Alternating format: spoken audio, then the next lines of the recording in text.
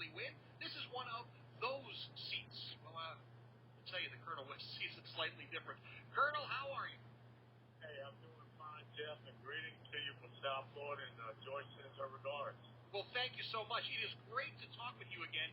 You just heard what the governor of Massachusetts, Deval Patrick, had to say. He looks at people like you, people like me, who are not marching in lockstep, and he claims that we're guilty of sedition.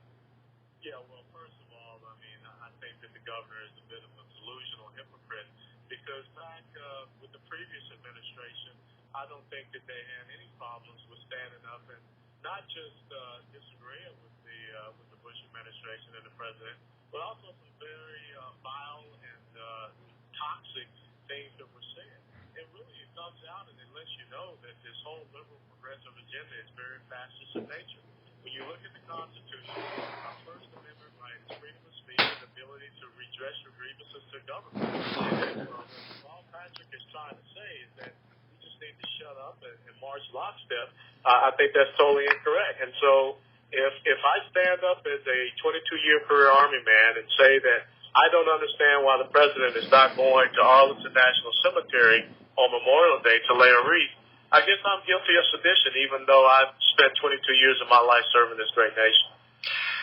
Does it scare you a little bit when you have elected officials like Barack Obama or like Deval Patrick coming out and making such outrageous, absolutely outrageous statements? No, it does not scare me because what I think is important, now we know who the people on the far left are. Now we know what it means to be a liberal progressive in the United States of America, and the onus is upon us, the American citizens who understand the foundational principles of this great nation, what made it so great, this constitutional republic, to take a stand and not back down. I'm not going to be intimidated. You know, it's very interesting. I would like to get Deval Patrick's take on the new Black Panther Party case with the voter intimidation and the fact that it was thrown out by the Attorney General. So there are things like this that I am absolutely sick of, and it just bolsters my resolve to continue to press ahead and win this congressional race here in South Florida. Lieutenant Colonel Alan West is joining us. We mentioned that you're running for Congress in South Florida, your adopted home.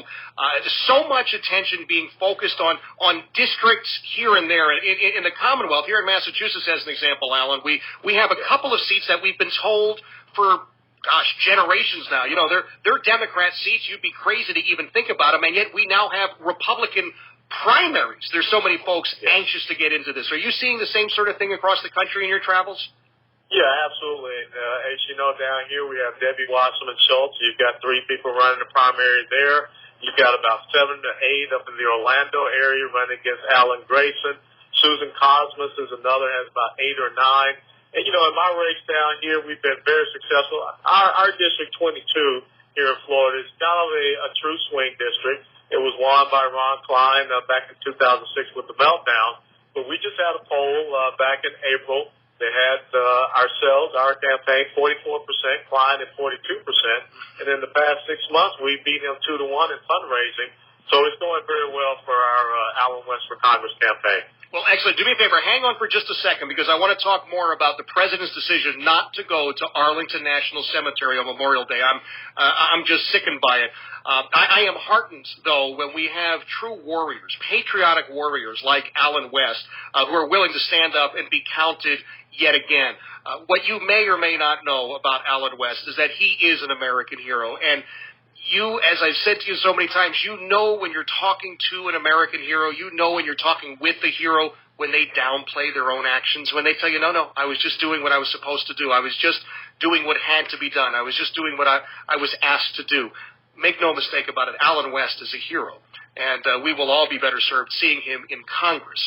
But I want his take as we head through the next couple of moments on the decision made by this president not to honor veterans, not to pay tribute to the sacrifices by going to Arlington National Cemetery. Instead, he's got some other things he just has to do. There are better offers that are out there. We'll talk more with Lieutenant Colonel Alan West straight ahead. 8:14 is our time. It's Jeff Katz, Rush Radio 1200.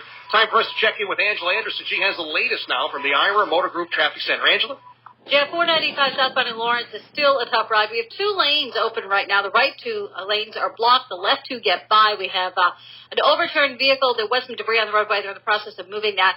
Also, as a result, this is 93 northbound in Andover. The ramp from 93 north to 495 south is closed. And then on the 93 southbound side in Andover, the ramp from 93 south to 495 south also closed, all because of the rollover on 495.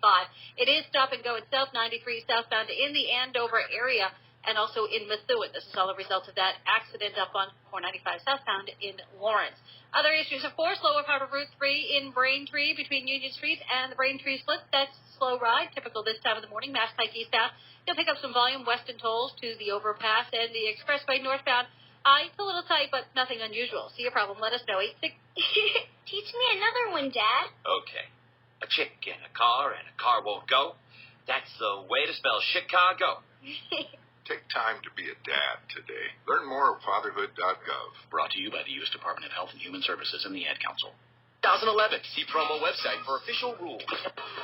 At the new Rush Radio 1200, we know how busy your work week can get, so we make it easy to catch up with your favorite shows all weekend. Spend the weekend with Rush Limbaugh. I don't think Obama cares if he loses the presidency in 2012. Well, a great one-termer in his lingo means he's so despised that he gets beaten. Glenn Beck. He was such a bad liar. He's like me at sports. And Sean Hannity. And every year you keep making excuses for your failure. Get the full weekend schedule at rushradio1200.com.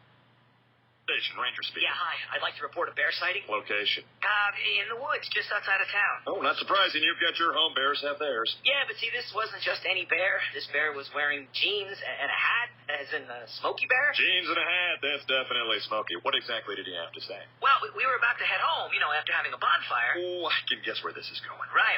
See, Smokey told me the fire wasn't actually out. He said if it's too hot to touch, it's too hot to leave. That's true. Did you know that 9 out of 10 wildfires are caused by humans? That means 9 out of 10 wildfires can be prevented. Wow, no kidding? I'm a forest ranger. We never kid. Sorry. That was a joke. Oh. Get your Smokey on. If you see someone in danger of starting a wildfire, step in and make a difference, because 9 out of 10 wildfires are caused by humans. Brought to you by Smokey Bear, the U.S. Forest Service, your state forester, and the Ad Council. Learn more at SmokeyBear.com. Only you can prevent wildfires. This country was built on competition. It's what keeps food on our tables and roofs over our heads. Right now, Congress is considering ending competition for one of the largest military programs in history, the engine for America's next fighter jet.